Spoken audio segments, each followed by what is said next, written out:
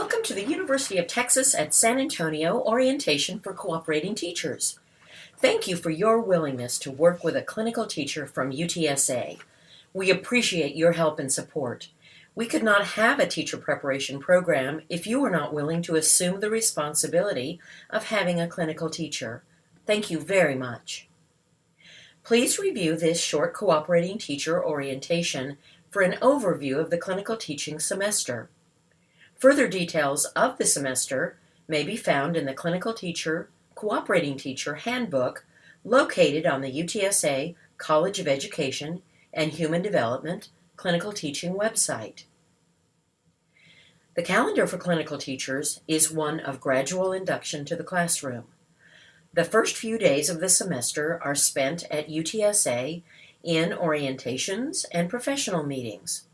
Following the orientation sessions, clinical teachers begin in their placements, generally during the third week of the semester. A few days before clinical teachers arrive in their classrooms, cooperating teachers will receive a letter or email from the university field supervisor.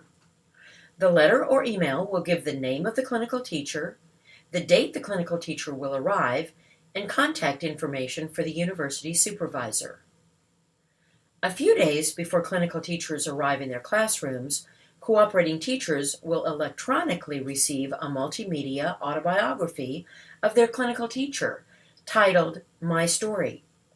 Please review the My Story autobiography in order to become better acquainted with your clinical teacher.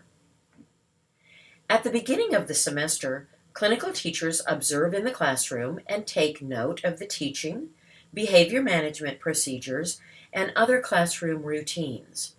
During this initial week or so, the clinical teacher learns the names of the students and begins to get an idea of how the classroom works.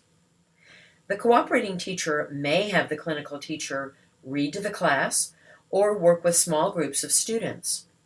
Other projects may be assigned to the clinical teacher to help him or her begin to feel comfortable in the classroom and with the students. The clinical teacher may also observe other teachers and classrooms during this time. Following the introductory few days, the clinical teacher should gradually begin to assume responsibility for teaching. Depending on the grade level or subject, this may be accomplished in a variety of ways.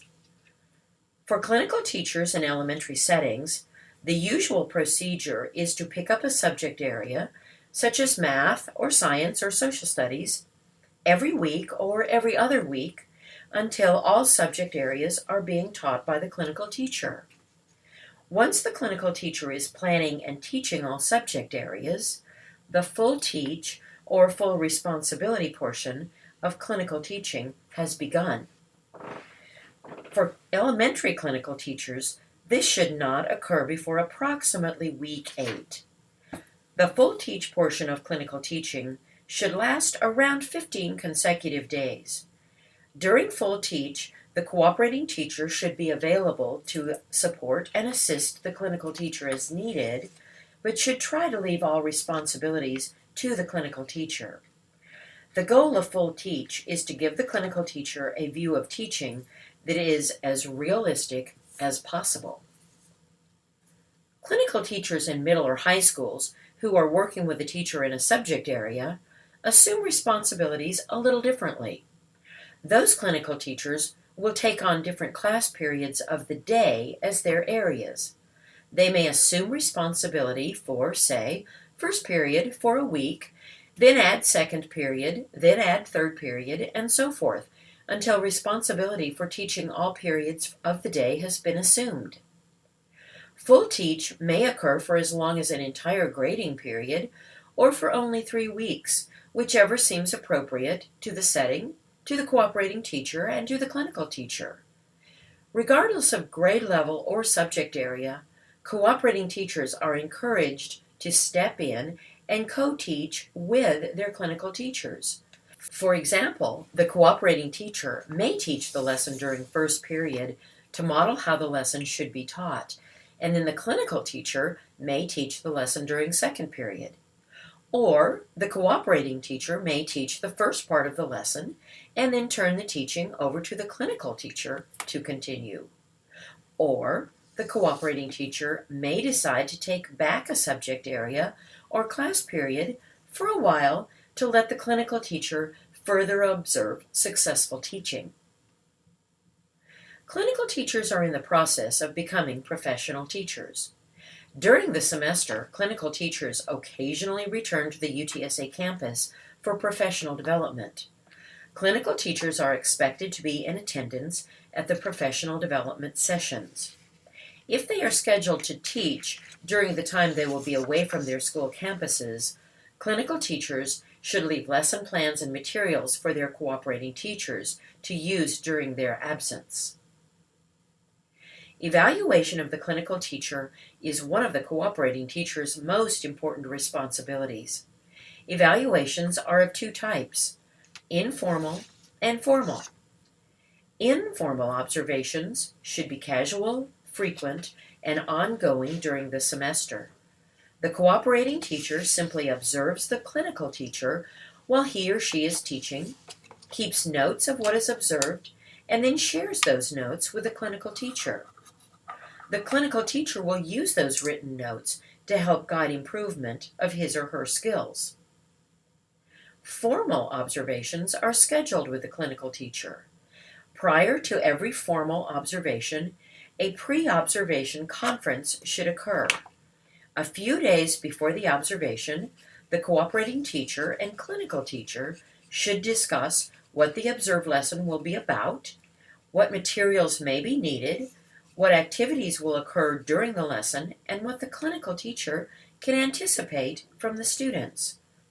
The clinical teacher may decide to adjust the planned lesson following the pre-observation conference. In a dual placement situation, each cooperating teacher should schedule 2 formal observations with the clinical teacher. In a single placement situation, the cooperating teacher should schedule 3 formal observations with the clinical teacher.